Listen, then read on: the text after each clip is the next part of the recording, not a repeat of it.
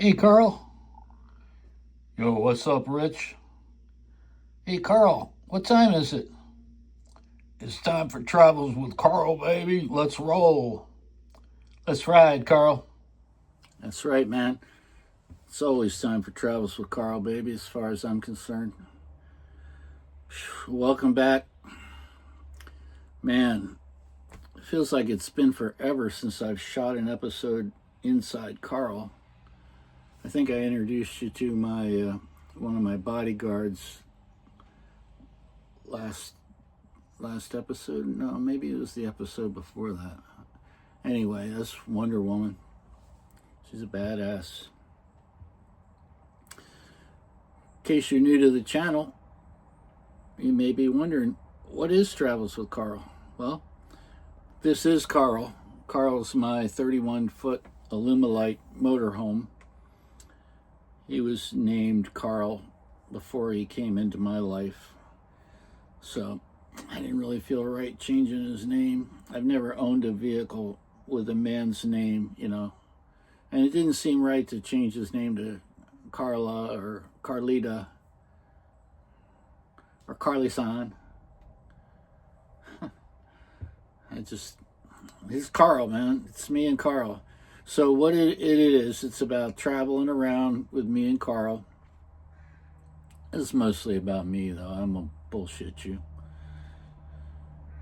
I'm a fine artist. I've been an artist all my life, and I thought it would be cool to maybe make a YouTube channel that takes an entire year to develop.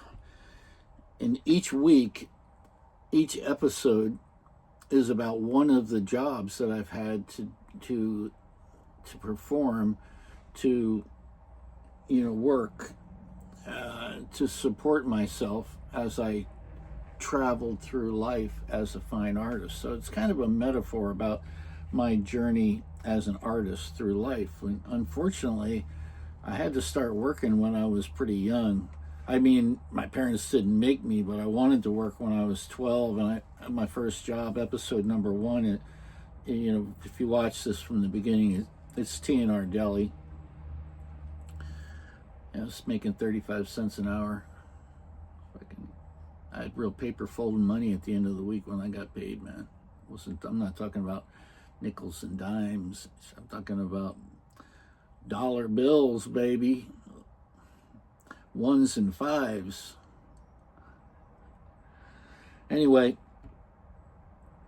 and I thought that would be kind of cool. I have a BFA in film and video and a master's degree, a master's in fine arts in printmaking or print media. So I thought it would be kind of cool because this will incorporate a little bit of most of the mediums that I tend to work in. So every week I tell a story, which is right off the top of my head. It's not scripted. But that'll become a finely written short story. Okay, and I'm filming it or videoing it. And so that brings in my film and video there and the performance art of this whole thing. And then every week I do a painting like this, only this is just a photograph, that I'm going to work from to do the painting. And that painting will then be made into a limited edition and an open edition of prints. And the open editions will be available on my website, which I always plug, which is what? www.vangogh.inc, like Incorporated. Only it's not INC. That would be too easy. No, it's vangogh.ink, ink, like printmaker. You got it? Vangogh.ink. You can go there right now and buy some fine art, some prints. Make yourself a t-shirt. You can do whatever you want.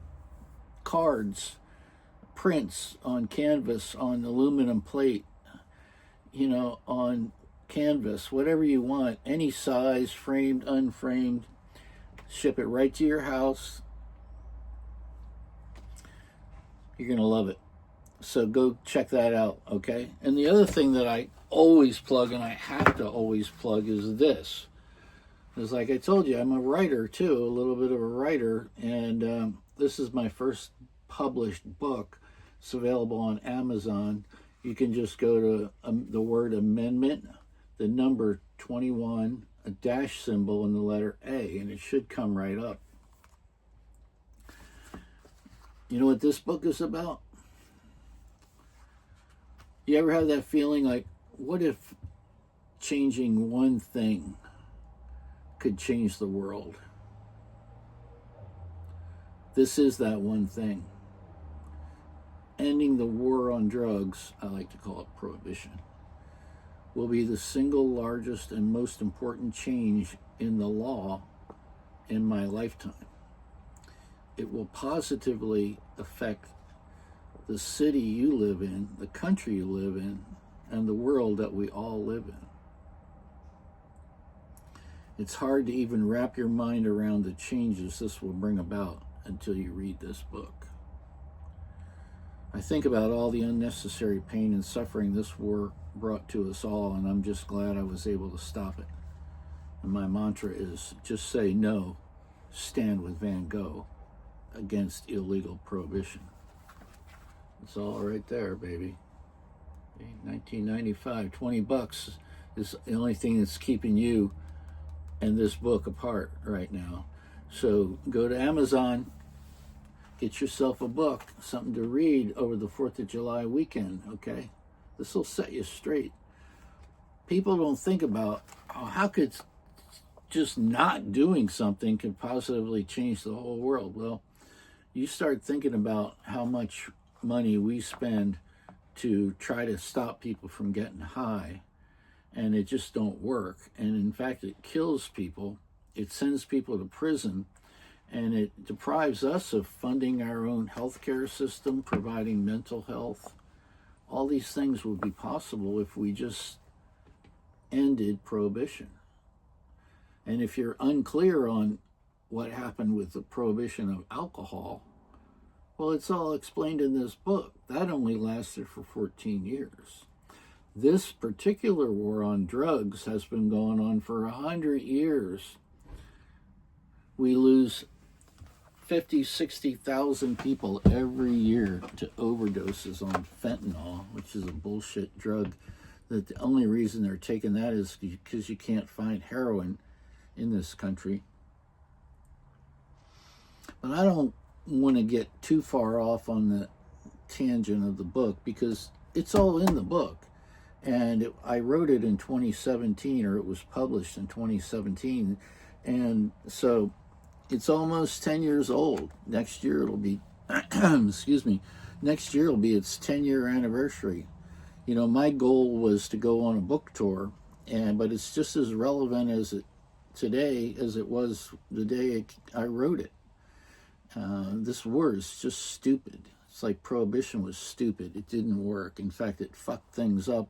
In fact, it continues to fuck things up because we built this massive police force and these privatized prisons to try to deal with it.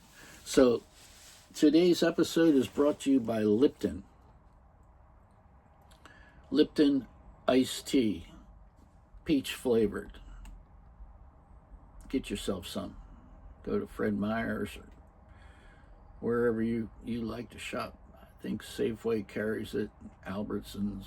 It's a good shit, man. Right here. I got some on ice.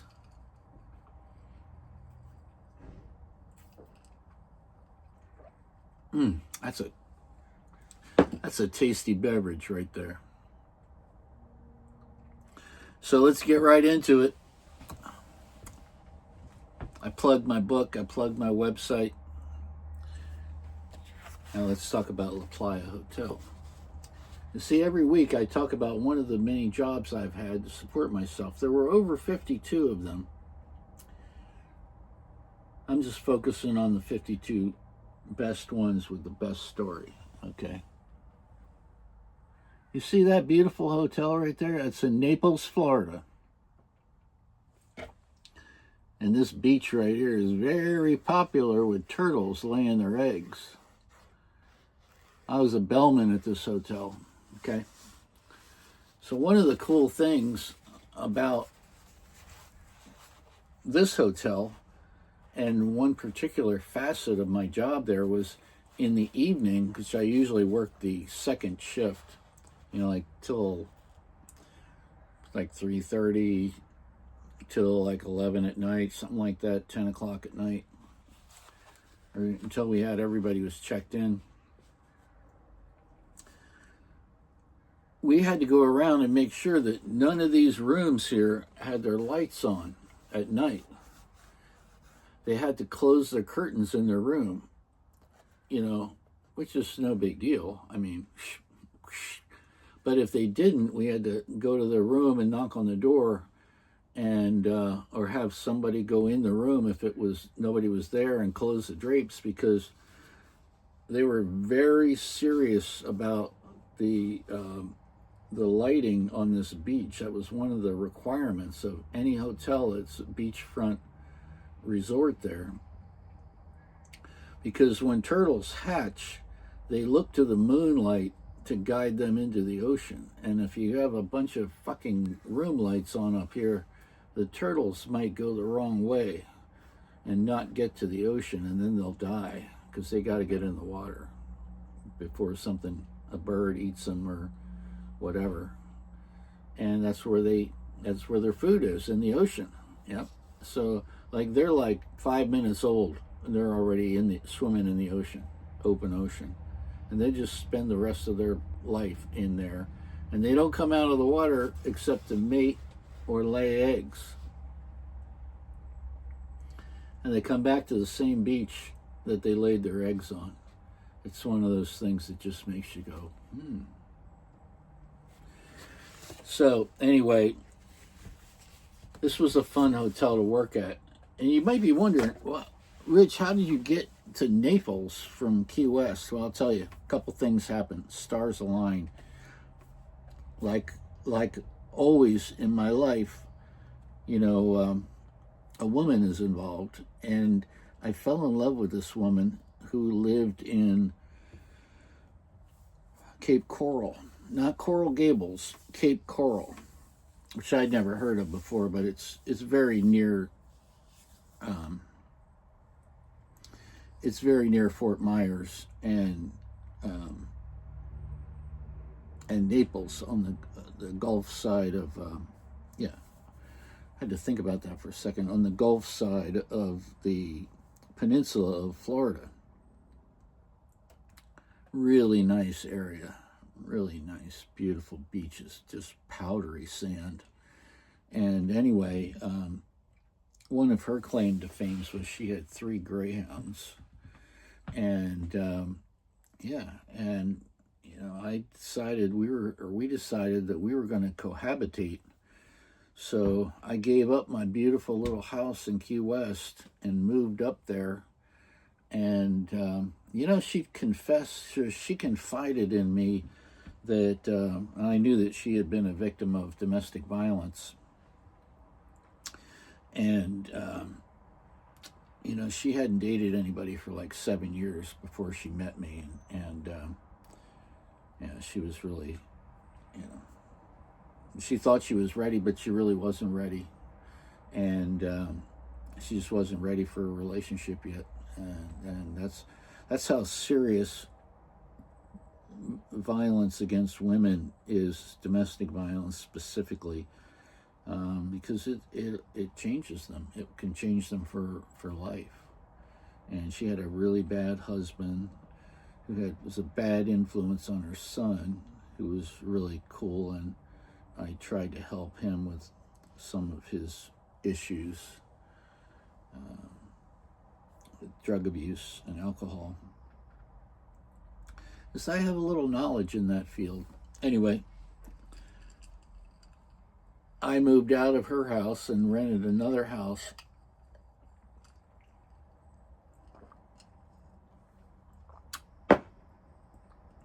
In the same city, but so we could give each other space, and then I was working at this hotel. Well, Naples, to me, wasn't anything like living in Key West. And if we weren't going to be a couple, I didn't really want to stay in Florida anymore. You know, I wanted to do something bigger and better. And I won't tell you what my next thing is, but one of the things I toyed with the idea of taking a job teaching. So I learned that the Ringling Art School in Sarasota, Florida, had an opening for a painting teacher. Ringling is really one of the top fine art schools in America, and it was, as you might expect, it was paid for and brought into existence through Ringling Brothers and, you know, Barnum and Bailey and Ringling, from the circus money. And they were all, of course, creative and artistic people. So, long story short, they loved my artwork. They loved me, which, again, I can't blame them. Most people do, you know, love me, that is. And they said, unless somebody comes along with a master's degree, an MFA, you got the job.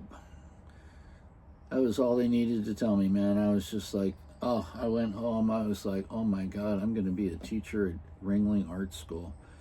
And they called me up and said, oh, Rich, I'm so sorry. Somebody's come along with a master's degree, and, you know, for accreditation and all that. It makes a big deal to the school how many teachers they have. The higher the degree, the better it looks for the school. So they hired somebody else. I don't even know who it was, and I never even went back to find out, you know what I mean, or never even stayed in touch with them, because that was all I needed. Once that was over, I started making plans to Dee Dee Mao. And, you know, I really had pretty much all that I wanted to ever experience with hurricanes. And, you know, Florida's got its really a lot of positive things going for it. But it's also got a lot of negative shit, you know, fucking bugs out the yin-yang, poisonous snakes, you know, shitty economy, you know. It's got a lot of negatives, but the hurricane season is the big one for me. And not that I'm afraid of the hurricanes, it's just so disruptive. Now, if I didn't have to make money, you know, if I had a recurring income, or a residual income, I mean, that was sufficient that I didn't have to work for the man anymore, you know, I wouldn't really care, because, you know, you just bunker down and deal with it. But anyway, I digress. So made a good shot at getting that job. Had all the fun I wanted to at working as a bellman again. And I got ready to unplug.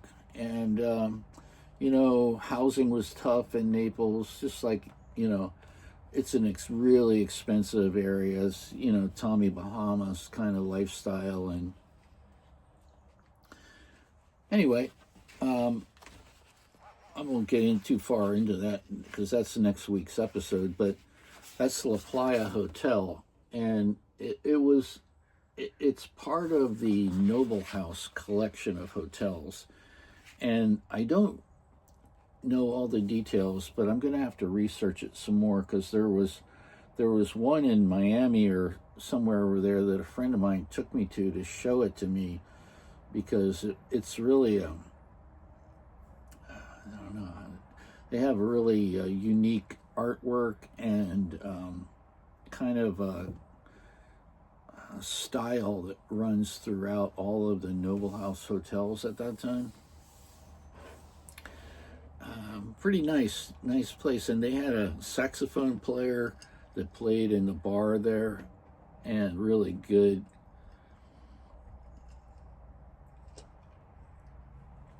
it had a really expensive golf club, you know, like $250,000 to be a member kind of club. And some of the famous golfers were members of that. And so they had the whole golf scene going on there as well. And it was just a glorious place to go have dinner or to spend the night. And yeah, and I made good money there. And it was, you know, because they were loaded, man. They were really loaded. So it did have, that was a real positive thing. And also the crew that I worked with was hysterical.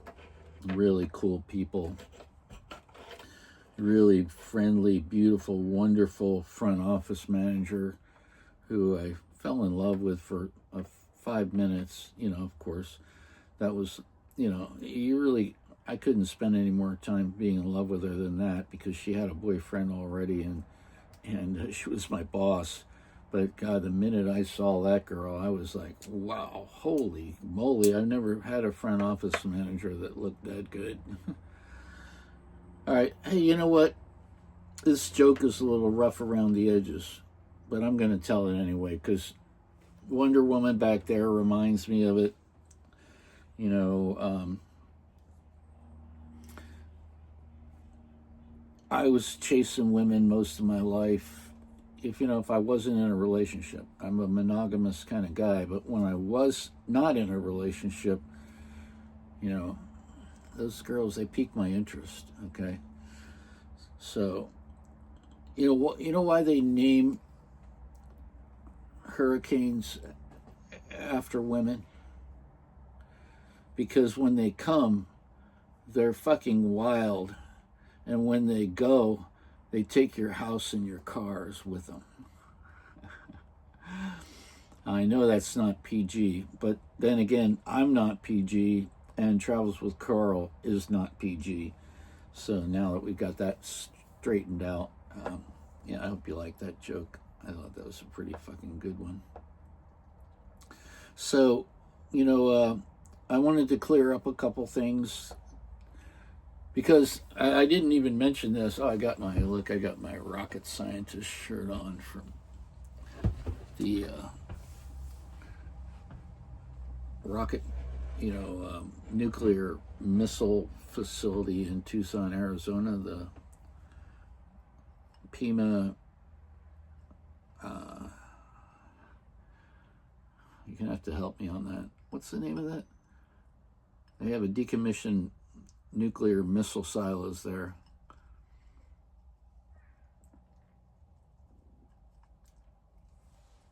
That's where I got this shirt. But what was I gonna say? I digress. Oh yeah, I know there was something that was important. Oh yeah, I was gonna clear up a couple things, because about the social political. I lean pretty far to the left. And I like to express my opinion about what's going on, because this is uncharted waters here that we're sailing through. Okay, we got reef off the bow. You know, we got all kinds of shit happening because of T-Rump that shouldn't ought to be happening, as they would say. And the war in Iran, big fucking mistake. Okay, you don't have to have any military understanding of where we were and where we are now to know that we fucking, oh, not we, I had nothing to do with that. Trump fucked that up. And now Iran is going to close the Strait of Hormuz anytime they want to. They're going to start charging ships to go in and out of there. It's international waters. It's not like the Panama Canal where, hey, if you don't want to pay to come through here, you can sail all the way around South America. See how you like that. But the Straits of Hormuz is nothing like that. Everybody that's going in there, they're either dropping off cargo or they're picking up cargo to the whole or oil, which is cargo, to, you know, all of the countries that border the Gulf there, the water. So we fucked that up. And as far as the enriched uranium, I mean, if they're going to sweat the amount of enriched uranium that they want to get back from them, I got more enriched uranium at my house than that. I mean, I'm happy to, if they just want some enriched uranium. I mean, I know they don't want them to have it. I get it, you know, but fuck, I got that much in one of my meth sheds at my place. Anyway, I you know, eventually they're going to put me on the no-fly list. I don't give a fuck. Okay, that's the other thing about me that you should know. I'm 68 years old. What are they going to do? Lock me up? Fuck. I don't think so. Anyway, I got a little farm in Portugal. If you haven't been paying attention or watching this channel, and I'm going to grow cherries to augment my Social Security. I'm hoping to get over there in the fall to put 170 trees in the ground, because, you know, that was supposed to happen last fall.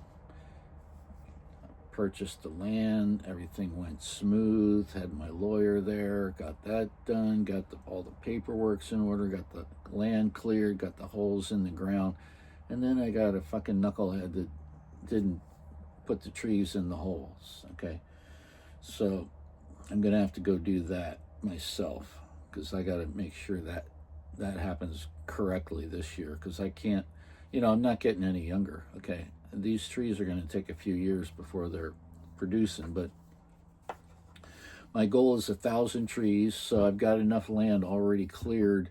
Then I'm going to clear the rest of my land when I'm over there. I mean, I'm not going to do it. I'm going to hire people to do it, but it's an overgrown forest that's been growing for 50 years because the land was abandoned because of a dictator. Okay, that's why I don't want another dictator. Okay, Salazar was his name, and he fucked Portugal up. Farmers just abandoned their farms. Okay, so I bought an abandoned farm, and I'm going to return it back to its grandeur and its productive life.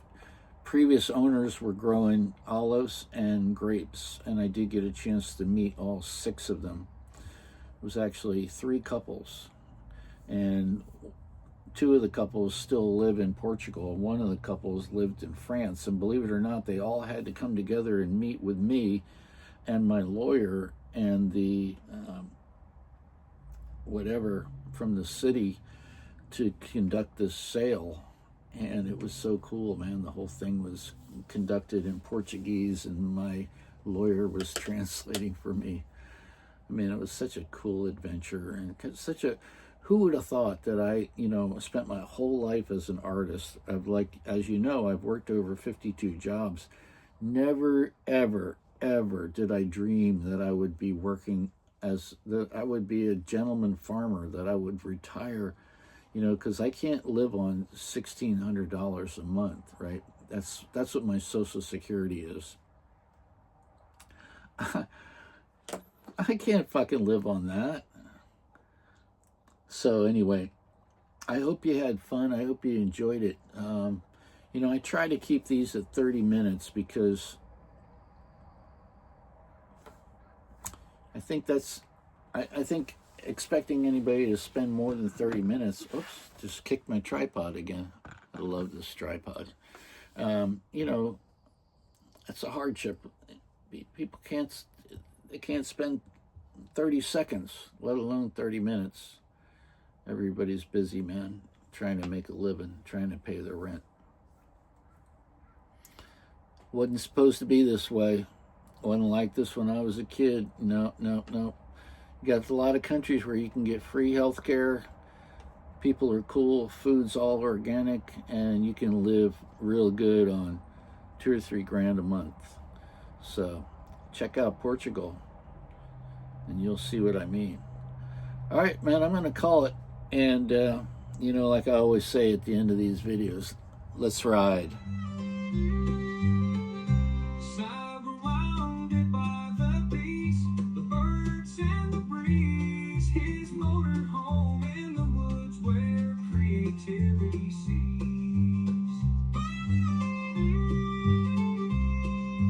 Sun will the boat, colors come alive on canvas. He paints, pressing all his strife with the spirits of the